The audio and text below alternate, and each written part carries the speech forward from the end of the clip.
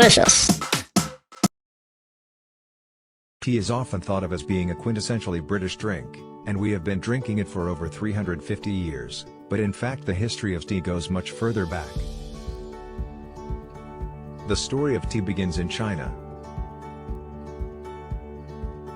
According to legend, in 2737 BC, the Chinese Emperor Shennong was sitting beneath a tree while his servant boiled drinking water, when some leaves from the tree blew into the water. Shennong, a renowned herbalist, decided to try the infusion that his servant had accidentally created. The tree was a Camellia sinensis, and the resulting drink was what we now call tea. So at this stage in the history of tea, Europe was rather lagging behind. In the latter half of the 16th century there are the first brief mentions of tea as a drink among Europeans. These are mostly from Portuguese who were living in the East as traders and missionaries. Tea soon became a fashionable drink among the Dutch, and from there spread to other countries in continental Western Europe. But because of its high price it remained a drink for the wealthy. Nowadays it would be hard for many tea drinkers to imagine life without them.